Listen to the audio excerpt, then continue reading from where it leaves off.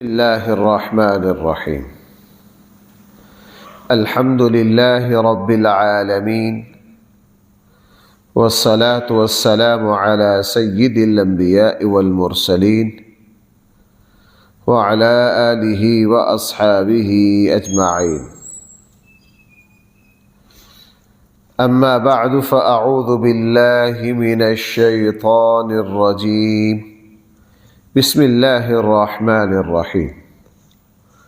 إذ قال ربك للملائكة إني خالق بشرا من طين فإذا سويته ونفخت فيه من روحي فقعوا له ساجدين فسجد الملائكة كلهم أجمعون إلا إبليس استكبر وكان من الكافرين.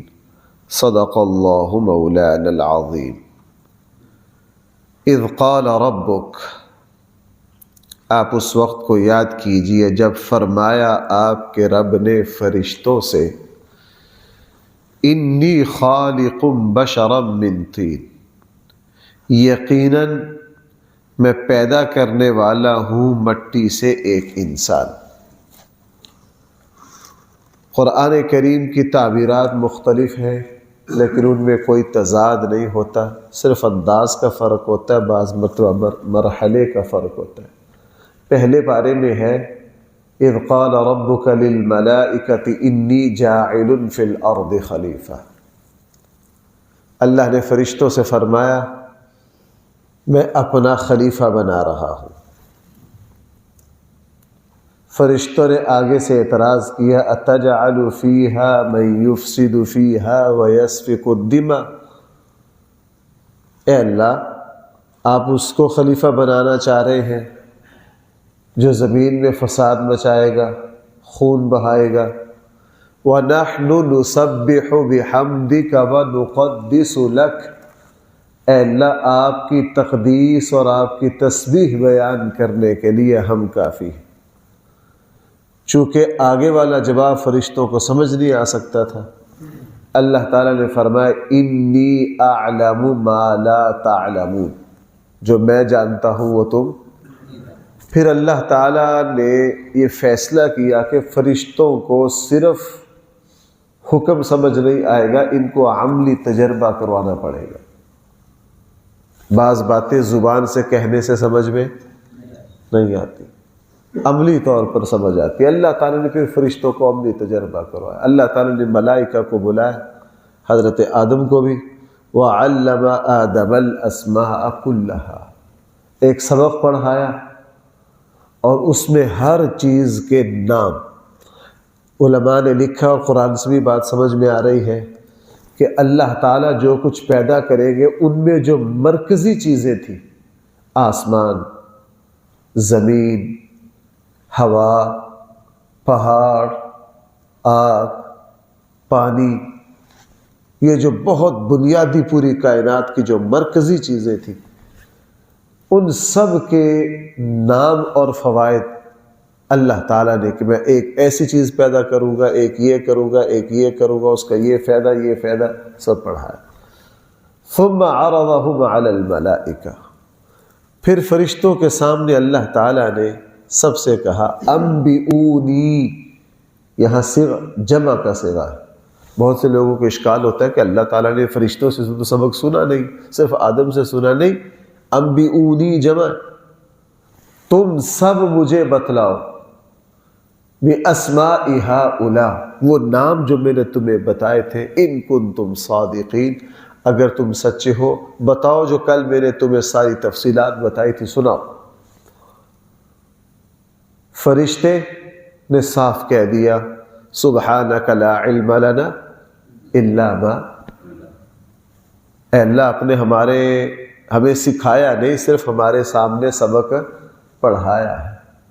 چونکہ فرشتوں کی صلاحیتیں دائرے میں محدود ہیں، جیسے یہ کیمرہ ہے نا موبائل، یہ ویڈیو بنا سکتا ہے۔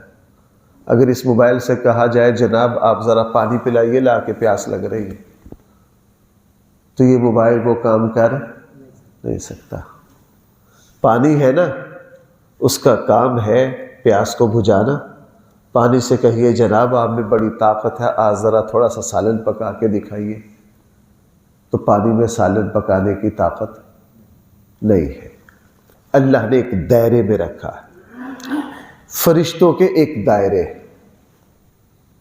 فرشتے اس دائرے سے باہر ان میں وہ حص ہی نہیں ہے. ہمارے یہاں جیسے کمپیوٹر پروگرام ہوتا ہے نا، جو پروگرام انسٹال ہوگا وہ وہی کام کرے گا، اس سے ہٹ کر وہ کام نہیں کر سکتا. حضرت جبرائیل، حضرت اسرافیل، تمام فرشتوں کو جن کو اللہ تعالیٰ نے فضاؤں اور موسموں کو سنبھالنے کا حکم دیا ہے، وہ فضائیں اور موسم ہی سنبھال سکتے ہیں، کوئی اور کام نہیں کر سکتے.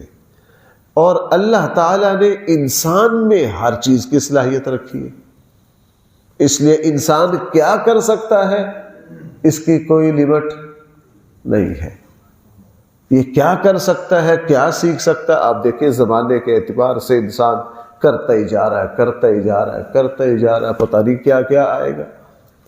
اس میں اللہ نے، میں یوں کہہ سکتا ہوں، لامحدود صلاحیتیں اللہ نے انسان میں رکھ دی. ان میں سے ایک صلاحیت ہے علم کو لینے کی. ایک صلاحیت کیا ہے؟ علم کو لینے. اللہ نے اس میں صلاحیت رکھی. ہمارے یہاں وہ میں چند دن پہلے بنڈالہ صدمہ ادھر بیان کرنے گیا، اور جس گھر میں کھانا تھا انہوں نے طوطا رکھا ہوا تھا، وہ باتیں کرتا تھا، السلام علیکم، کیا حال ہے، کون ہے؟ میں کہا اچھا جناب. پوچھا کتنے کا؟ جی 2 لاکھ کا. کتنے؟ یہ جی 5-7 لفظ بول لیتا ہے. کتنے کا؟ 2 لاکھ روپے کا طوطا. اچھا، انسان کو حیرت ہوتی ہے، انسان اس کا 2 لاکھ لگانے کے لیے تیار ہے، لیکن طوطے کو جتنے الفاظ کی استعداد ہے بس اتنی ہی ہے. اور ادھر انسان کا بچہ کیا کرتا ہے؟ پیدا ہوتے ہی اس کو کوئی سمجھ نہیں ہوتی سردی سے کیسے بچنا ہے اور گرمی سے، لیکن پیدا ہوتے ہی اس کا دماغ کا ریکارڈر اللہ چلا دیتے. یہ سن رہا ہوتا ہے کہ میری ماں باپ میرے دائیں بائیں کون سی زبان بولی جا رہی ہے. یہ ریکارڈنگ کرتا رہتا ہے 6 مہینے 8 مہینے سال.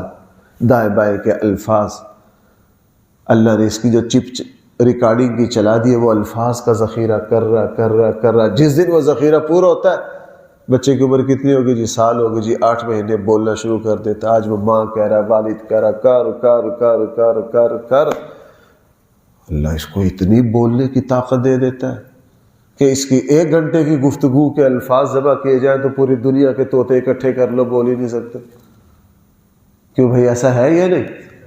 تو اس کی صلاحیتوں کی کوئی، آپ ادھر ادھر جائیں انسانوں کی صلاحیتوں کو دیکھیں، انسان کر کیا رہا ہے. تو اللہ تعالیٰ نے یہ بہت عظیم استعداد انسان میں رکھی. سبق پڑھایا، فرشتوں سے کہا سناؤ. فرشتوں نے تو کہا سبحانک لا علم لنا الا ما علمتنا انک انت. اب کہا یا آدم انبئونی باسماء. حضرت آدم سے بھی کہا جناب سنائیے. تو حضرت آدم جب سنانا شروع ہوئے، سپیڈ پکڑی تو چل سو چل، سنا. کہاں سے کہاں پہنچا دیا. فرشتے حیرت میں آ گئے، ہو یہ تو اللہ نے جو بیان کیا تھا سارا ہی یاد کر لیا، اس کو ہر چیز کی سمجھ آ گئی. تو فرشتوں نے صاف کہا کہ اللہ واقعی آپ کا خلیفہ بننے کا حق اس کو ہے، ہمیں یہ حق حاصل نہیں. اور میں جو اس انسان میں کو اللہ تعالیٰ نے، اللہ اکبر، اللہ نے اس انسان کو جو اپنا خلیفہ بنایا، اس کی ایک وجہ یہ ہے، بہت بنیادی وجہ، اگر ہم وہ سمجھ جائیں نا تو ہمارے لیے دین پر عمل کرنا آسان. وہ وجہ کیا ہے؟ انسان جو ہے اس کے اندر اللہ نے غلط اور الٹ کرنے کی صلاحیت رکھی ہے.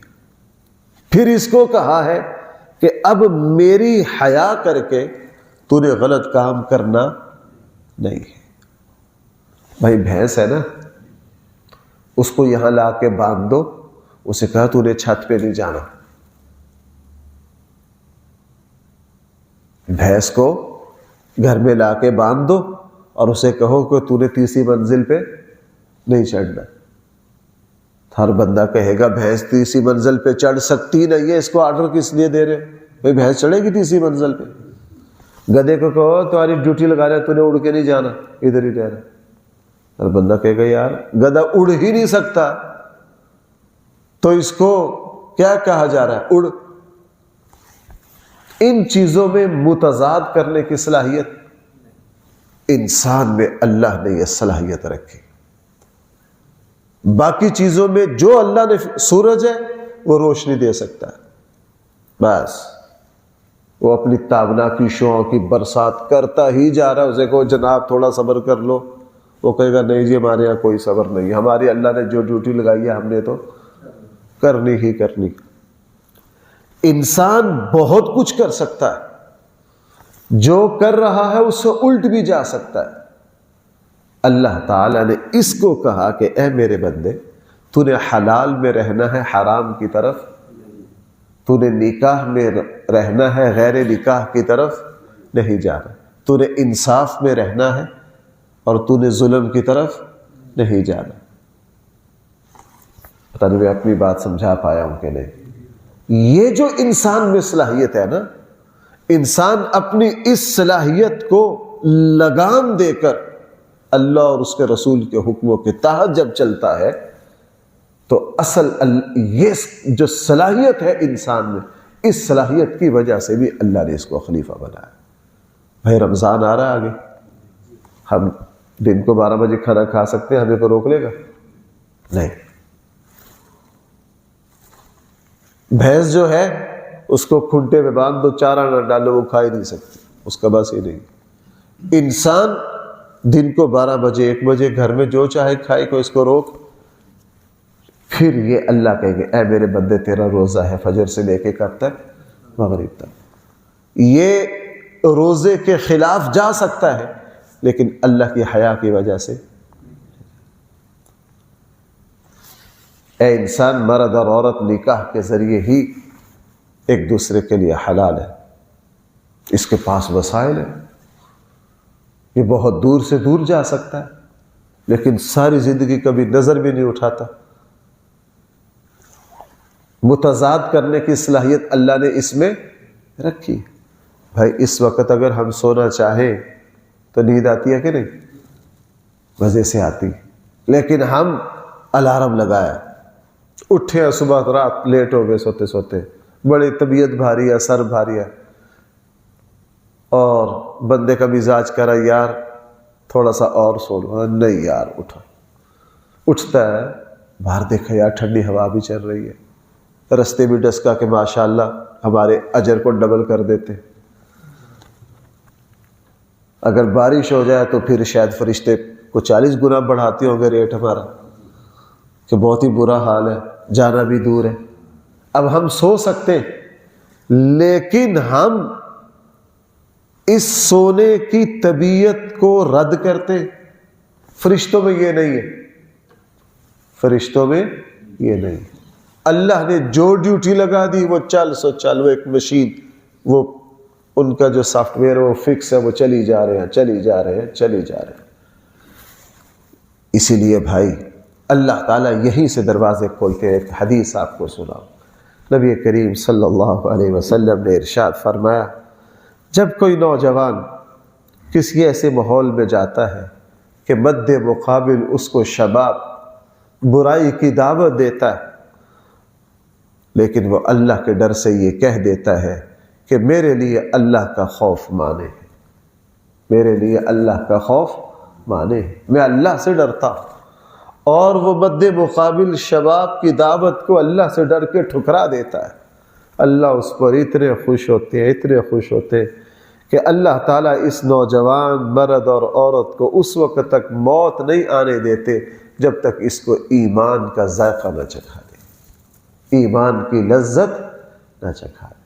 حضرت یوسف علیہ السلام پر غور کرو، کس ماحول میں کس چیز کی فرمائش کی گئی؟ اور نبیوں کو اللہ جسمانی طور پر بھی بہت مضبوط بناتا. کل کے درس میں کل کے جمعے میں یہ بات آئی تھی. آقا کریم صلی اللہ علیہ وسلم جسمانی طور پر کتنے طاقتور تھے. صحابہ اکرام یہ بتاتے ہیں اللہ کے نبی اٹھتے ہوئے اگر تھوڑی سی ہاتھ کی ٹیک ہم پر لگاتے تھے نا تو ہم تو بکری کی طرح نیچے بیٹھ جاتے. اور صحابہ اکرام حضور سے بعض دفعہ مصافحہ کر کے ہاتھ کی قوت کا اندازہ لگاتے تھے کہ یار طاقت کتنی. تو اللہ کے رسول صلی اللہ علیہ وسلم میں جسمانی طور پر بھی طاقت بہت زیادہ تھی. لیکن حضرت یوسف علیہ السلام کیا کہہ رہے ہیں؟ قال معاذ اللہ. بھائی میں کس کی پناہ میں آتا ہوں؟ میں اللہ کی پناہ میں آتا ہوں.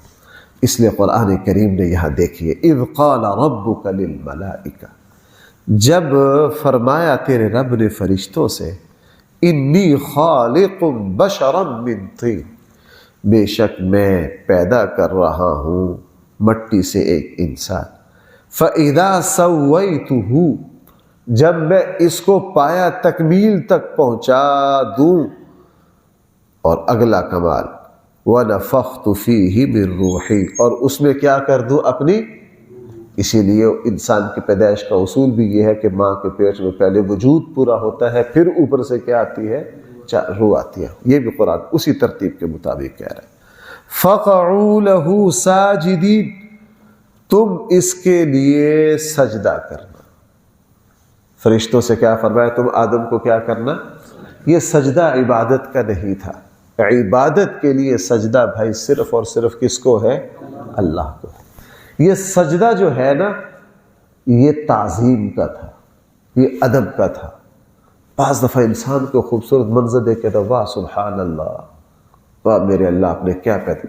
بھائی جب کوئی عجیب چیز آتی ہے تو ایک انسان حیرت میں آتا ہے کہ نہیں؟ حیرت میں آتا ہے. تو اللہ تعالیٰ نے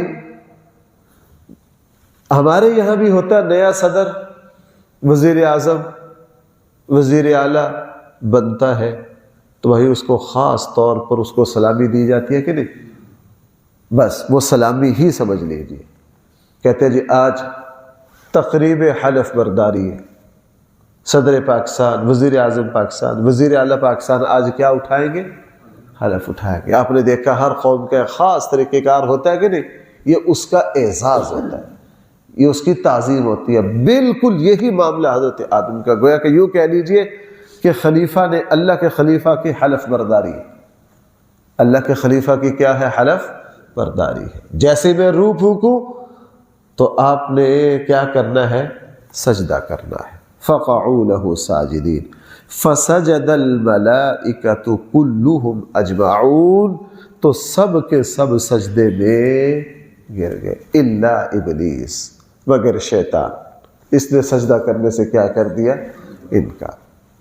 قرآن کریم فرما رہا ہے استکبر، اس نے غرور کیا. وَكَانَ مِنَ الْكَافِرِينَ، اور یہ ہو گیا کس میں سے؟ بعض لوگ کہتے ہیں اللہ تعالیٰ نے شیطان کو سجدے کا حکم دیا ہی نہیں تھا. بھئی جب اللہ تعالیٰ نے یہ بات فرما دی مَا مَنَعَكَ أَلَّا تَسْجُدَ إِذْ أَمَرْتُكَ، سورہ اعراف میں اللہ پتہ کیا کہہ رہے ہیں؟ تجھے کس چیز نے روکا سجدہ کرنے سے جبکہ میں نے تجھے حکم دیا تھا. بھئی حکم آ تو گیا. اس لیے اللہ نے بالکل شیطان کو بھی سجدے کا حکم دیا تھا. تبھی اللہ نے یہ پوچھا ہے نا کہ میں نے تجھے سجدے کا حکم دیا تھا تو نے کیا کیوں نہیں؟ اللہ کا یہ سوال خود بتا رہا ہے کہ اللہ نے پہلے کیا دیا تھا؟ حکم دیا تھا. اس نے انکار کر دیا. وَكَانَ مِنَ الْكَافِرِينَ، اور ہو گیا کس میں سے؟ کافروں میں سے. اس نے انکار کیوں کیا؟ بھئی یہ بڑی بنیادی بات ہے اور میں آپ کو بتا نہیں سکتا. میں زندگی میں اس چیز کو بہت مشاہدہ کرتا ہوں. اس چیز کا اس کو لفظوں میں تعبیر کرنا تھوڑا سا مشکل ہے، میں کوشش کرتا ہوں. شیطان اسی وقت پٹری سے نہیں اترا. بھائی شیطان اس وقت پٹری سے نہیں اترا. شیطان پیچھے سے جو عبادت کرتا چلا آ رہا تھا، فرشتوں کے ساتھ جو رہتا چلا آ رہا تھا، وہ جو پیچھے لمبی چوڑی عبادت تھی اس عبادت میں ایک کھوٹ چلی آ رہی تھی، ایک مرض چلا آ رہا تھا جو اس وقت آ کے ظاہر ہوا۔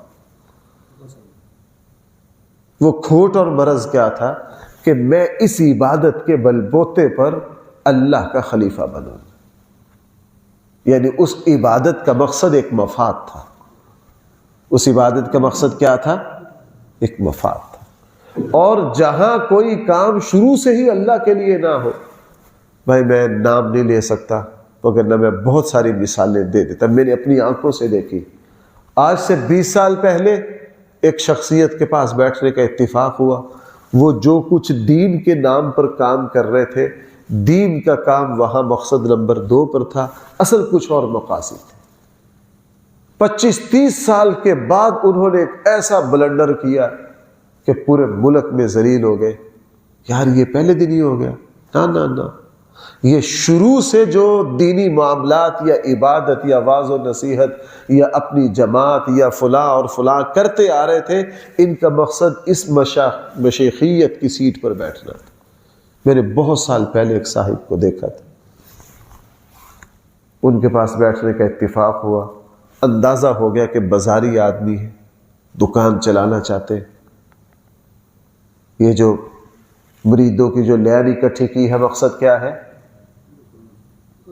کچھ مقاصد تھے، تو ان کے پاس بیٹھنے سے اندازہ ہو گیا، اور 2-4 مہینے ان کے معاملات دیکھنے کا اتفاق ہوا۔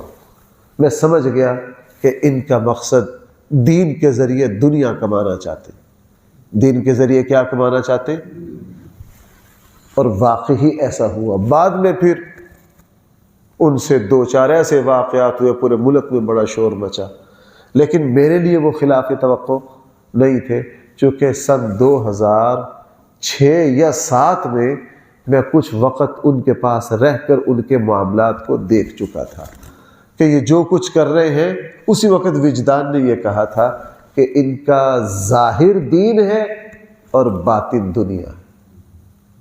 ظاہر کیا ہے اور باطن کیا ہے؟ دنیا ہے۔ ان کی منزل دین نہیں ہے، یہ دین کو رستہ بنا کر اپنی منزل دنیا کو بنائے ہوئے، حالانکہ ہونا الٹ چاہیے۔ ہونا کیا چاہیے؟ دنیا کو راستہ بنا کر منزل کیا ہو؟ منزل دین ہو۔ مقصود ہمارا کیا ہے؟ دین۔ بعد میں جب وہ واقعات ہوئے، مجھے بالکل افسوس نہیں ہوا، میں چونکہ ان کی جو اڑان ہے وہ بتا رہی تھی کہ ان کی منزل کیا ہے، ان کی منزل کیا ہے۔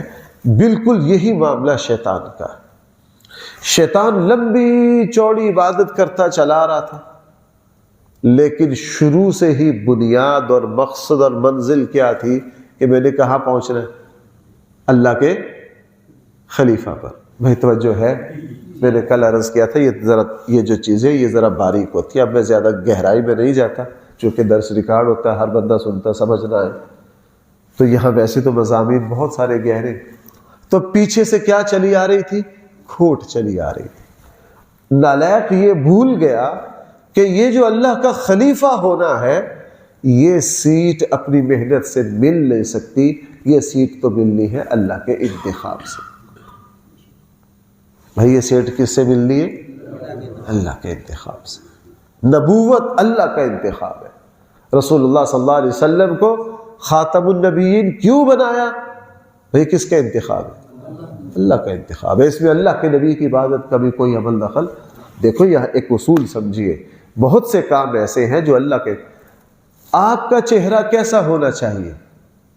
میری شکل کیسی ہونی چاہیے؟ آپ کے والدین کون ہوں گے؟ میرے والدین کون ہوں گے؟ آگے ہم کن کے والدین ہوں گے؟ یہ سارا انتخاب کس کا ہے؟ اس میں کسی بندے کا کوئی عمل دخل نہیں ہے، یہ اللہ کے انتخاب ہے۔ میرے اور آپ کے لیے جو والدین اور ہمارے لیے جو اولاد کا انتخاب کیا، یہ ہم نے کوئی درخواست نہیں دی تھی اللہ میں فلاں فلاں کا باپ بننا چاہتا ہوں، یا اللہ فلاں فلاں کو میرے ماں باپ بنا۔ بھائی کوئی ایسا سسٹم ہے؟ نہیں، یہ صرف کس کا انتخاب؟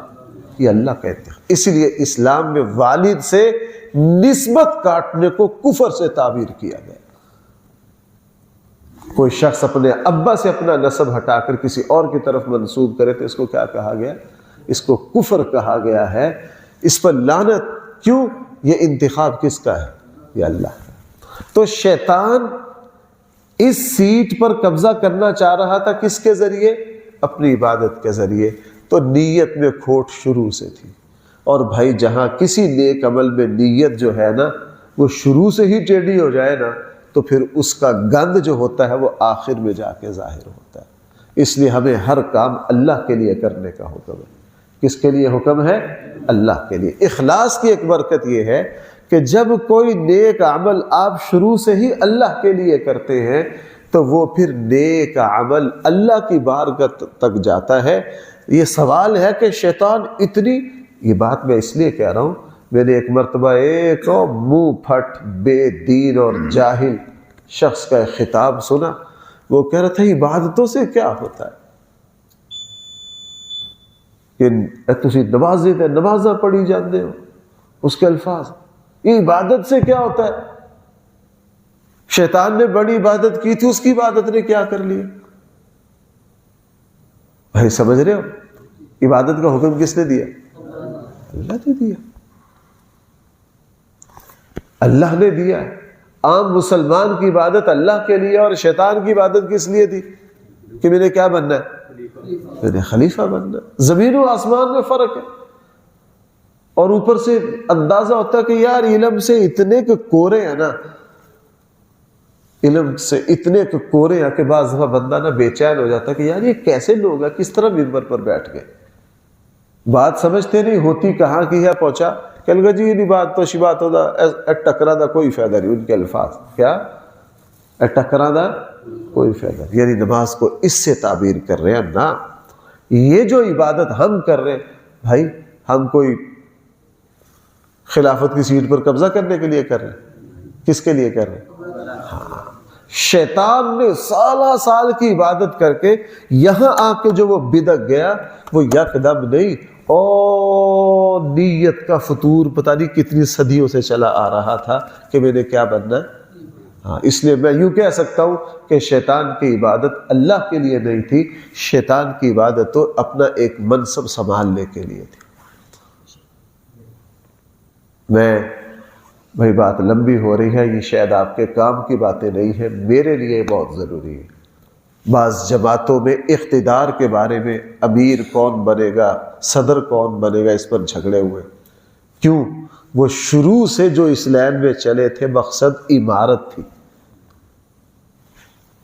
بھائیوں میں اس پر بڑی مثالیں دے سکتا ہوں۔ مقصد کیا تھا؟ عمارت تھی۔ مقصد کیا تھا؟ صدر بننا تھا۔ وہ جو اتنی مجاہدے کاوشیں محنتیں کرتے آئے، مقصد وہ سیٹ تھی۔ جب وہ سیٹ ہاتھ سے جاتی دکھی، لڑائی ہو گئی۔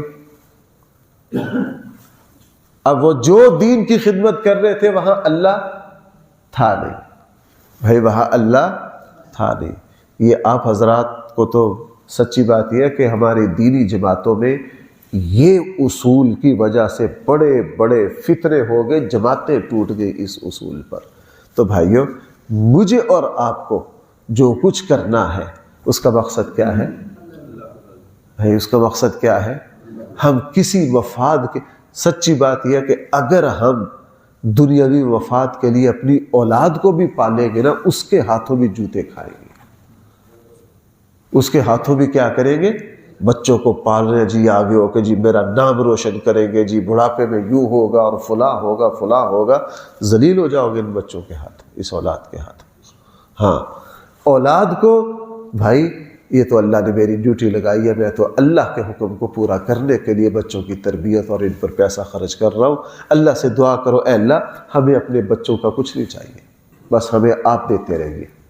اس لیے میں سچی بات یہ کہ دعا میں کئی دفعہ میں کیا عرض کرتا ہوں، اے اللہ ہمیں اپنی اولاد کا محتاج نہ کرنا۔ اے اللہ ہم اولاد کے بارے میں جو خدمات انجام دے رہے ہیں، کیوں دے رہے ہیں؟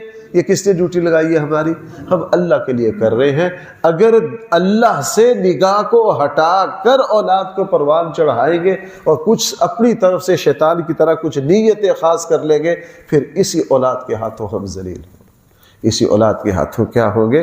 اس نے فرمایا استکبر، شیطان نے غرور کیا، وکان من الکافرین، اور یہ ہو گیا کن میں سے؟ ہاں کافروں میں سے. اللہ مجھے اور آپ کو صحیح سمجھ عطا فرمائے. الحمدللہ رب العالمین والصلاة والسلام على سید المرسلین وعلى آلہ واصحابہ اجمعین. ربنا آتنا في الدنيا حسنة وفي الآخرة حسنة وقنا عذاب النار. صلی اللہ تعالی علی خیر خلقہ سیدنا مولانا محمد وآلہ واصحابہ اجمعین برحمتک یا ارحم الراحمین.